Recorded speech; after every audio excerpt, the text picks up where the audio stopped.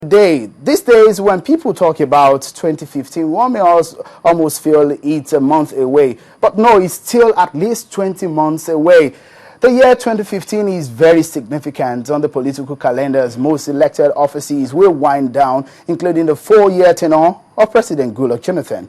And if he wishes to recontest or seek a second term in office, that year will also see him announce to everyone.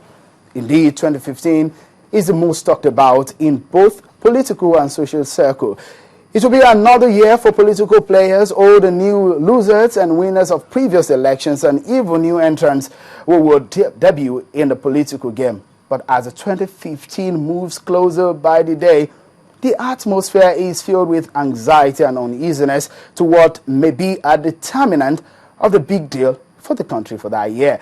The North is flat out about 2015. In fact, a great number of Northern elites and those who are seeking power have repeatedly said that power must return to the North at the expiration of President Jonathan's term in 2015. Don't be carried away by that, because the South East too are saying it's their turn, while some people in the South are saying power must stay with them. It's interesting that the zoning idea is chief in our political game, but indeed it's a factor that we must all accept that has come to stay somehow. In all of this, the opposition parties are coming together, and this time they're saying that they are ready to take out the PDP from relevance in 2015. But to dissect all this particular issue, I have me in the studio, our man here, well, you might call him a regular face on channels television, Mr. Tony Uranta of the National Summit Group. Thank you for joining us on the podcast. Thank you for having me on. And also I have with us here Ahmed Tijani, is the Secretary of the Arewa Youth Consultative Forum. Thanks for joining us on Politics Today. Thank you very much. And we have a legal practitioner, Mr. Onyekachi Ubani. Thank you for joining us. Thank you, Shehu. Well, hold your breath. We'll be back right after this break to discuss these issues, all the angles, right after now. Stay with us.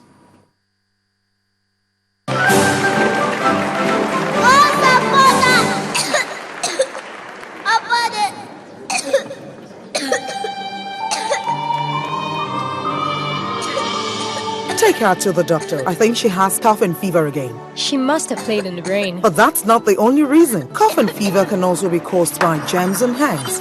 And even a good soap may not be good enough. From now on with Lifebuoy, she will be better protected. Lifebuoy, Hair's Active 5, the power of 5 ingredients to give you 99.9% germ protection. Lifebuoy. Got tech questions? Whether you're a business person, student, banker, engineer, trader, or commercial bus driver, the Etisalat Geek Force are equipped to handle all your tech needs. Device diagnostics, internet configuration and setup, device performance optimization, application downloads. Whatever your tech needs, pop down to an Etisalat Experience Center today. The Geeks, making your communication lives easier. Etisalat, now you're talking.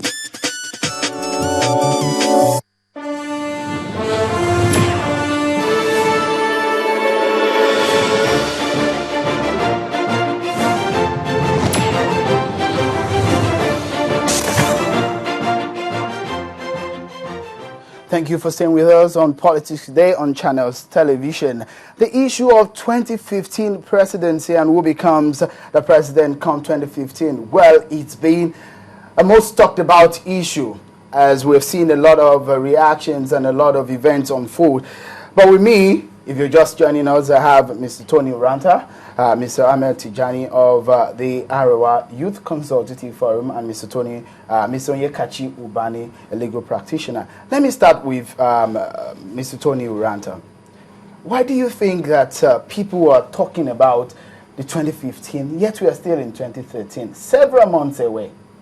Why is there so much anticipations and much excitement in the air about 2015? I'm just as puzzled as you are, because I'd like to quote the young man, the Commissioner of Justice for Imo State, Chinedu Ofo, who says he doesn't see any sense in anybody talking about 2015 nearly 2 years before that event. And we must recall that President Jonathan has on many different occasions said we need to concentrate on the issues of present good governance, or otherwise we need to concentrate on the challenges bedeviling the nation at the moment, and not to start worrying about a not so distant but distant future.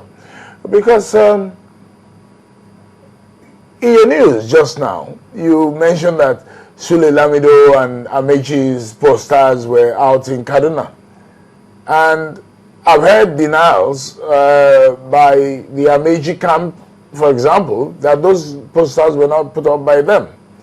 I've heard refutals also by the Lamido camp that those posters were not put up by them. The question then rises, in whose interest is it to bring up these issues of 2015 in such a way as to maybe muddy up the waters? And we have to ask ourselves, in whose interest has it been so far for the waters to be muddied generally so far? And for good or for bad, like them or hate them, it's very easy to throw the ball into the court of the opposition, because that's what an opposition is supposed to do.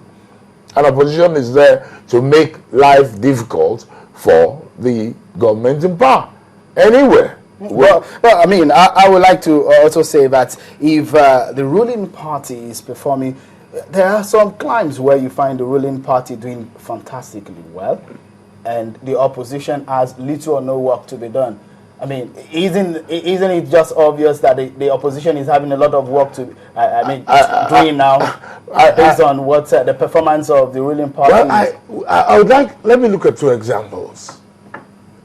Before, has Cameron not been doing well in the UK? The opposition party is very occupied.